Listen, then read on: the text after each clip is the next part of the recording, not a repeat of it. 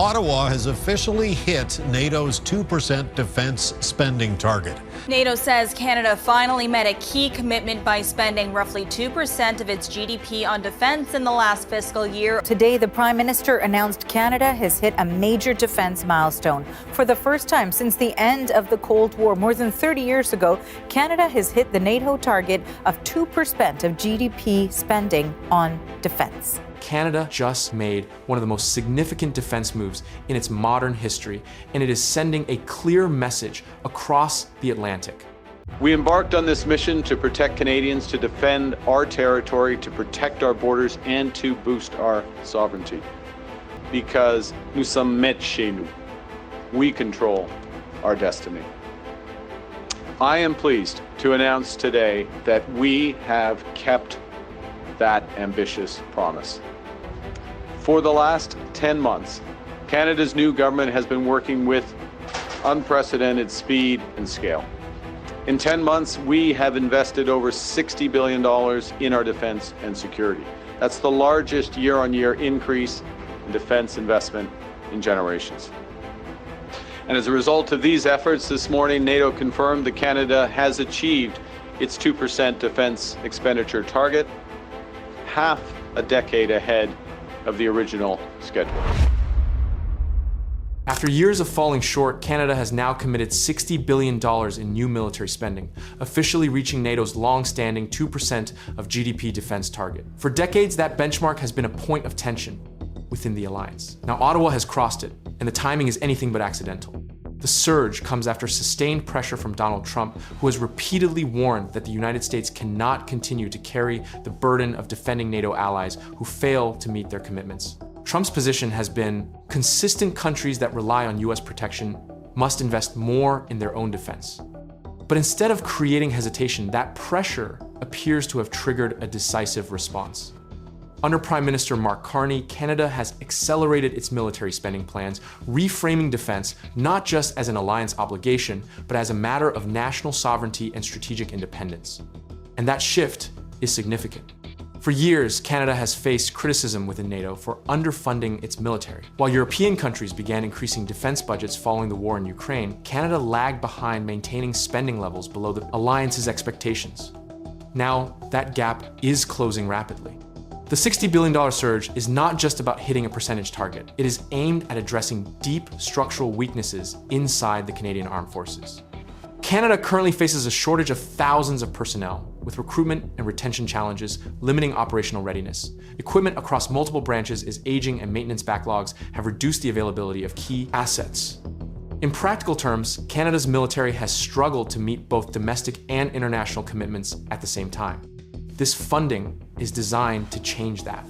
The investment will focus on modernizing equipment, expanding personnel, upgrading infrastructure, and strengthening technological capabilities, including cybersecurity and intelligence systems. It also includes a renewed emphasis on Arctic defense, where Canada faces increasing strategic pressure as global interest in the region grows. The Arctic is no longer a distant frontier. It is becoming a contested geopolitical space. Melting ice is opening new shipping routes, while countries like Russia have expanded military infrastructure in the region. For Canada, maintaining a credible presence in its northern territories is now seen as a core security priority. That makes defense spending not just about NATO, but about territorial control and long-term strategy. At the same time, the global environment is becoming more unstable. Tensions in the Middle East are escalating, with the United States and Iran locked in a volatile standoff. Conflicts in Eastern Europe continue to reshape NATO's security posture. Supply chains, energy routes, and military alliances all under pressure. In that context, defense spending is no longer optional. It is becoming foundational. Canada's decision reflects a broader shift among Western nations, a move toward rebuilding military capacity after years of underinvestment. But the political narrative surrounding this move adds another layer. Trump's ultimatum was designed to force NATO allies to contribute more, and in that sense it worked. But it also produced an unintended consequence. By pushing allies to increase spending, Washington may be accelerating a shift toward greater independence within the alliance. Countries like Canada are not just spending more, they are building capabilities that allow them to operate with less reliance on US support. That changes the internal dynamics of NATO. Instead of a heavily US-dependent structure, the alliance begins to move toward a more balanced distribution of power and responsibility. For Canada, this is a turning point. The country is moving from a secondary contributor to a more active security player, one capable of shaping not just supporting alliance decisions, and that shift is already being noticed. Because when a country commits $60 billion to defense in a single strategic move, it signals more than compliance. It signals intent. What makes Canada's $60 billion defense surge especially important is not just the scale of the spending, but how it reshapes the balance inside NATO itself. For decades, the alliance has operated with a clear imbalance. The United States provided the majority of military capability, funding, and strategic leadership, while many allies, including Canada, contributed at lower levels. That structure worked during periods of relative stability. But in a more volatile world, that imbalance has become a vulnerability. Washington has increasingly questioned why it should bear the bulk of the burden, while others lag behind. Trump's pressure campaign was built around that frustration. His warnings were not just political messaging, they reflected a deeper shift in US expectations. And now those expectations are producing results. Canada reaching the 2% target sends a signal to the entire alliance. Burden sharing is no longer optional. It is becoming the new baseline for credibility within NATO. But there's a second layer to this shift, one that goes beyond simple numbers. As countries increase their defense spending, they also increase their autonomy. A better funded military allows Canada to deploy forces more independently, respond to crises without immediate US support, and invest in capabilities tailored to its own strategic priorities. That last point is critical, because Canada's priorities are not identical to Washington's. One of the clearest examples is the Arctic. While the United States focuses heavily on global power projection from Europe to the Indo-Pacific, Canada's defense strategy places growing emphasis on northern sovereignty. The Arctic is becoming a zone of strategic competition, with Russia expanding its presence and other nations showing increasing interest in resources and shipping routes. By investing heavily in Arctic capabilities, Canada is positioning itself to defend its own territory more assertively rather than relying primarily on US protection. That represents a subtle but important shift. Stronger allies can support the alliance more effectively, but they also gain more influence within it. And influence changes decision-making dynamics. If Canada, along with other NATO members, continues to increase defense spending, the alliance may gradually evolve from a US-led structure into a more distributed system of power that could lead to more coordinated decision-making, but also more complex negotiations. Because stronger partners have stronger voices.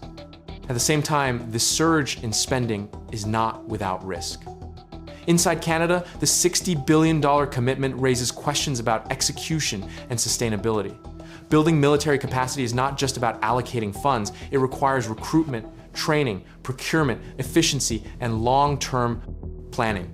Canada's armed forces currently face personnel shortages and equipment challenges that cannot be solved overnight. Even with increased funding, it will take years to translate investment into operational strength.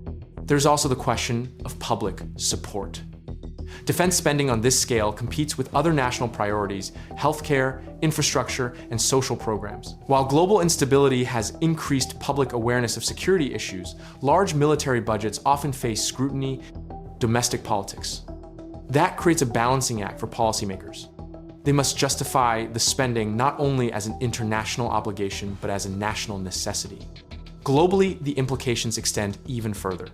Canada's move is part of a broader trend, Western countries rebuilding military capacity after years of relative decline. This trend reflects a changing world, one where geopolitical competition is intensifying and where economic, military power are becoming more closely linked. Energy security, supply chains, and defense strategy are no longer separate issues. They are interconnected, and that brings the focus back to the United States. Trump's pressure campaign was aimed at forcing allies to contribute more. In that sense, it succeeded. But it also accelerated something else. By pushing allies to strengthen their own capabilities, the United States may be encouraging a more self-reliant NATO, one where partners depend less on American protection and more on their own resources. That does not weaken the alliance, but it changes its structure.